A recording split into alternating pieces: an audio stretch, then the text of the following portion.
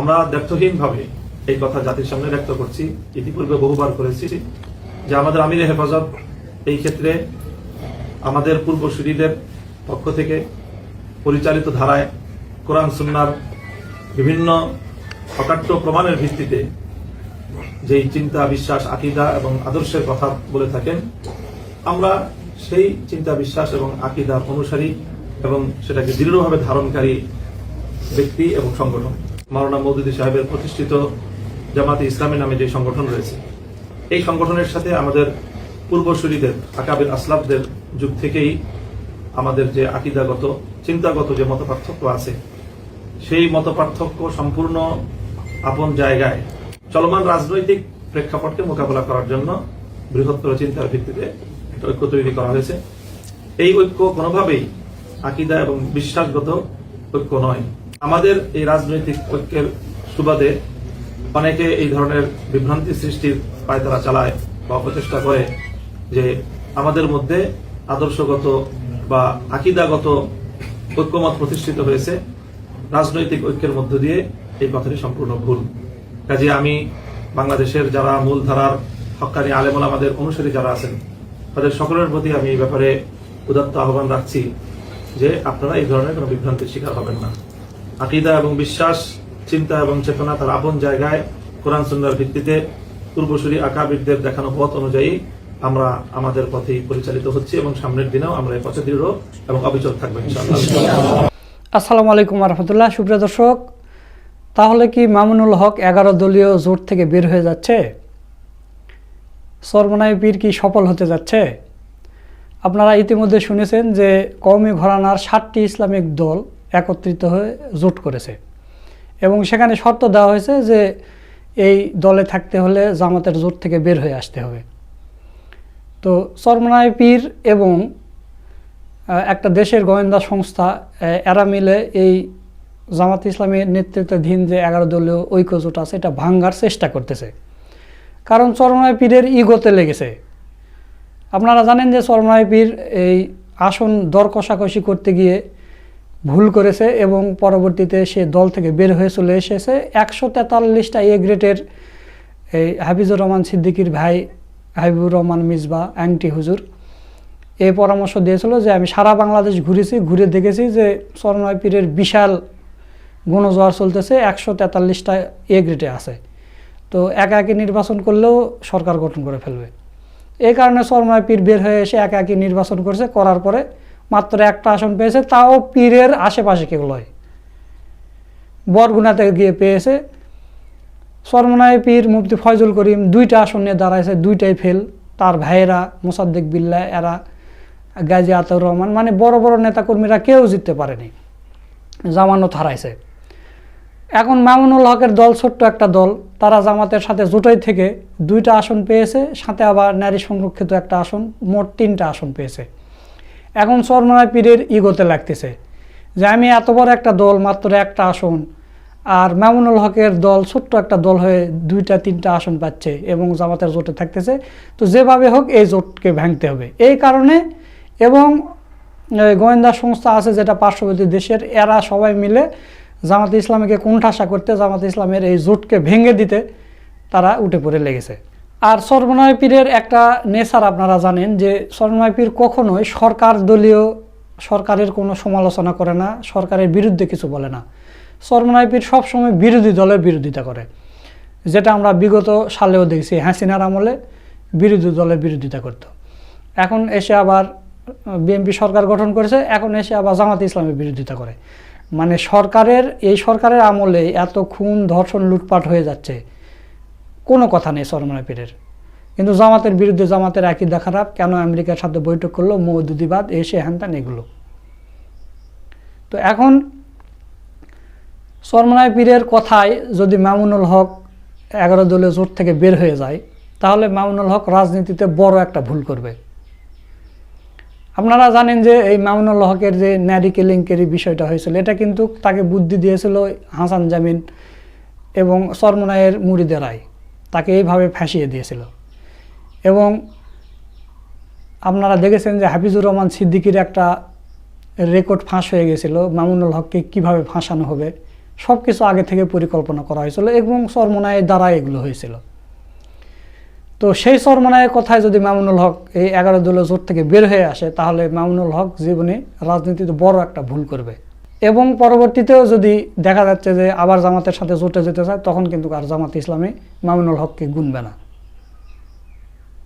আর মামুনুল হকের দলেরা যে 2-3টা আসন পেয়েছে এটা পেত না, জামাত ইসলামের সাথে জোটে থেকেই পেয়েছে। আপনারা এটা প্রমাণ দেখেন, চরমোনাই পীরের দিকে তাকিয়ে দেখেন, তারা 143টা এ গ্রেড, সেখানে মাত্র একটা আসন পায়।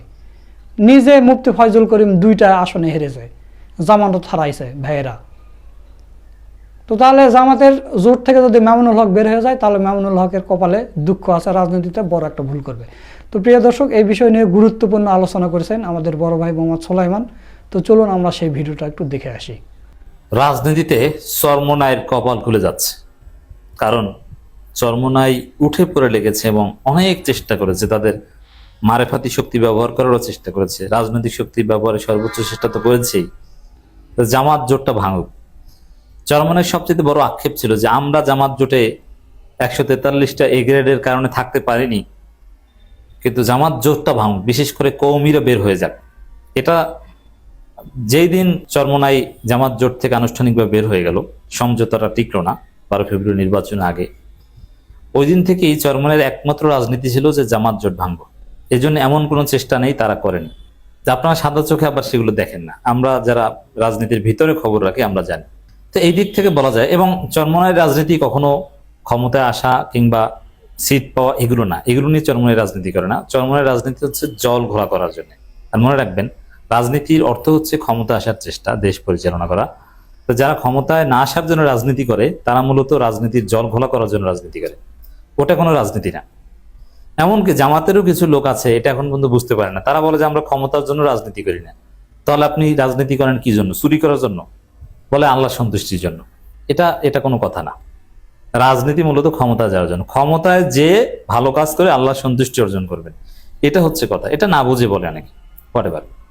তো চরমোনাইয়ের লাভ থাকুক বা না থাকুক, যেমন এই মুহূর্তে নতুন কোনো জোটের কোনো প্রয়োজনীয়তা নাই, অথবা জোট ভাঙার কোনো প্রয়োজনীয়তা নাই। এটা নির্বাচনের আগে জোট ভাঙা করার খেলা, এটা নির্বাচনের আগে হয়। নির্বাচনের 6 মাস যেতে না যেতেই জামাত জোট ভাঙার একটা মহা ষড়যন্ত্র আমরা লক্ষ্য করছি, হেফাজত, চরমোনাই সহ আরো অনেকে মিলে। এর নেপথ্যে ভারত আছেন। কেউ কেউ বলেন যে এটা খেলাটা পুরোটাই সালাউদ্দিন আহমেদের হাতে, হেফাজতের মুরব্বী আমির মাজুর মানুষ, তাকে ব্যবহার করা হচ্ছে এখানে। তো দর্শক, চরমোনাইয়ের যে স্বপ্ন যে জামাত জোট ভাঙা, বিশেষ করে কওমিদের বের করে আনা, এটা সম্ভবত সফল হচ্ছে। অলরেডি খেলাফতের একটা অংশ বের হয়ে গিয়েছে। এই চরমোনাই পীর সাহেবের বেআইন নেতৃত্বে একটা দল জামাত ইসলামীর সাথে ছিল, সেই বেআই কিন্তু অলরেডি বের হয়ে গিয়েছে, জামাত জোটে নাই। আর এখন মামুনুল হকের দল সহ আরো যারা আছে কওমি ভিত্তিক দল, তারা বের হয়ে যেতে পারে, সম্ভাবনা তৈরি হয়েছে। এই মামুনুল হুজুররা জোট ভাঙতে পারেন। এতে অবশ্য মামুনুল হক বিলীন হবেন বাংলাদেশে, তার রাজনীতির কবর রচনা হবে, এবং জামাত ভবিষ্যতে মামুনুল হককে আর কখনো জোটে নিবে না, এবং তিনি কোনো জোটেই যেতে পারবেন না। মূলত এখানে চরমোনাইয়ের একটা খেলা, অন্যান্য দল কিছুই না, এগুলো দুধ ভাত, কিন্তু মূল খেলাটা হচ্ছে চরমোনাই। এই জোটটা ভাঙতে পারলে, যাতে 7 দলীয় জোট লাগুক আর 8 দলীয় জোট লাগুক, জামাত জোটটা ভাঙতে পারলেই তাদের কপাল খুলে গেছে, রাজনীতিতে তারা সফল। যে জামাত জোট ভাঙছি দেখছো, কওমিরা নাই, এবং সহিহ আকীদার কেউ জামাতের সাথে নাই, জামাত জোটের সাথে নাই, আহলে হক কেউ নাই, সবাই ফেরকায়ে বাতিলা। জাস্ট এই জল ঘোলা বা এই বক্তব্যটা ভালোভাবে দিতে পারবে, এটাই তাদের রাজনীতি, এতেই তারা খুশি, এতেই তারা মনে করবে আমরা জিতে গেছি। এই জন্য বলছি তাদের কপাল খুলে যাচ্ছে। হেফাজতের আমিরের নেতৃত্বে যে তৎপরতা চলছে, দেখেন আমি একটা খবরের শিরোনাম বলি, তাহলে বুঝবেন যে আসলে কি চলছে। টার্গেট স্থানীয় নির্বাচন, জামাত বিএনপি ছাড়তে আলটিমেটাম, নতুন রাজনৈতিক জোট চায় হেফাজত আমির। মানে যারা বিএনপির সাথে আছে তারাও বিএনপি জোট ছাড়বে, কারণ যারা বিএনপির সাথে আছে তারা তো এমনিতেই দুধভাত। কারণ জমিয়ত তাদেরকে বিএনপি কোথাও জিতিয়ে আনেনি, বিএনপি চাইলেই জিতিয়ে আনতে পারতো, তাদেরকে কোনো মন্ত্রিত্ব দেয়নি, কিছু দেয়নি, তাদেরকে বাতিলের খাতায় এমনিতেই বিএনপি ফেলে দিয়েছে। যা জামাত বিরোধী কিছু কাজে টিস্যু পেপারের মতো ওদেরকে ব্যবহার করেছে, ব্যবহার করা শেষ ডাস্টবিনে ফেলে দিয়ে। জমিয়ত এমনিতেই বিএনপির সাথে ইউজ টিস্যু পেপার। তাহলে কি দাঁড়ালো? মূল হচ্ছে যে জামাতের সাথে কার্যকরভাবে আছে মামুনুল হকরা, কারণ মামুনুল হকদের খেলাফত মজলিসের দুই গ্রুপেই, খেলাফত আন্দোলন, খেলাফত, এদের দুই গ্রুপেরই সংসদে সিট আছে, যেটা জামাত এনে দিয়েছে। সংরক্ষিত মহিলা আসন দিয়েছে জামাত মামুনুল হকের দলকে। এই যে হানজালা জামাত জোটের এমপি, কওমি আলেম, খেলাফত মজলিসের। তো এই জায়গায় মূল হচ্ছে যে জামাত জোট ছেড়ে আসো। এখানে বিএনপি জোটে এমনিতেই এই জমিয়ত নাই, এটা আনুষ্ঠানিকভাবে বলাটা, কিন্তু কার্যকরভাবে কোনো ফরম্যাটেই কিন্তু নাই। একসাথে সংসদে নাই, সরকারে নাই, কোনো লিয়াজু কমিটিতে নাই, এখন তো নির্বাচনে জোটও নাই, নির্বাচন শেষ। তাহলে জমিয়ত বিএনপির সাথে থাকে কিভাবে? নাই। বিএনপি কোনো একটা সভা সমাবেশ প্রোগ্রাম করলে জমিয়তকে ডাকে? কোথাও তো ডাকে না, কোথাও বসতে দেয়। এর মানে জমিয়ত বিএনপি সম্পর্ক আদৌ নাই। তাহলে কি দাঁড়ালো? যে সামনে স্থানীয় সরকার নির্বাচন, জামাতকে দুর্বল করো, জামাত জোট ছাড়ো। এতে চরমোনাই খুশি আর খুশি যে না, স্থানীয় সরকার নির্বাচনের আগেই জামাত জোটটা ভেঙে গেল। ভাঙতে পারে। মামুনুল হক তিনি যেই হন না কেন, রাজনীতি যে কতটা ডার্টি গেম এটা ভালোভাবে জানি। এই জন্য আমি একটা কথা বলি, যত বড় আল্লাহর ওলি হোক না কেন বাইরে বা আপনার দৃষ্টিতে, বা যত বড় দাড়ি, সাদা দাড়ি বা লাল দাড়ি বা কালো দাড়ি, যত বড়ই পাগড়ি হোক না কেন, যারা রাজনীতি করে, যে ইসলামী দল হোক না কেন, আমি কখনোই তাকে বড় মুত্তাকি মনে করি না। কারণ রাজনীতি করতে গেলে অনেক ভেজাল করতে হয় তাকে। এই জন্য রাজনৈতিক আলেম ওলামারা কখনো ফার্স্ট ক্লাস মুত্তাকি না। তারপরে এটা করতে হবে, আল্লাহ হয়তো বা তাদের এই কিছু ছলচাতুরি ক্ষমা করবেন, কারণ বৃহত্তর স্বার্থে অনেক কিছু করতে হয়, ঘুরিয়ে পেঁচিয়ে বলতে হয়, কারণ এখানে অনেক মাসলাহাত আছে। কিন্তু একদম পিওর নির্ভেজাল লোক রাজনৈতিক লোক হতে পারে না। আর হলো একদম ছোট মাঠ পর্যায়ের নেতা কিংবা কর্মী, যেমন চরমোনাইয়ের শীর্ষ নেতা যারা, তাদের মধ্যে দেখবেন যে ভেজাল আছে, মিথ্যে কথা বলে, প্রচুর প্রচুর মিথ্যে কথা বলে, চোখের সামনে পোল্টি মারবে। জামাতের সেম, ঘুরিয়ে পেঁচিয়ে প্রচুর কথা বলে। যে যত বড় নেতা তার মধ্যে তত বড় বেশি ভেজাল। অনেকে অসন্তুষ্ট হবেন, এটাই সত্য, বিলিভ ইট অর নট। কিন্তু জামাতের মাঠ পর্যায়ের একজন সামান্য রোকন, তার তাকওয়া আপনি যদি পরিমাপ করতে পারতেন, আমরা যদি পরিমাপ করতে পারতাম, অনেক বেশি, শীর্ষ নেতার চাইতে অনেক বেশি। জামাতের একজন সমর্থক যে সাইকেল চালিয়ে চালিয়ে কাজ করে, দাওয়াতি কাজ করে, জাস্ট মসজিদের ইমাম বা মুয়াজ্জিন, 10 টাকা 10 টাকা 5 টাকা 5 টাকা এনাত উঠিয়ে তারপরে সংগঠনের হাতে দেয়। এই লোকটার যে তাকওয়া আপনি কল্পনাও করতে পারবেন না।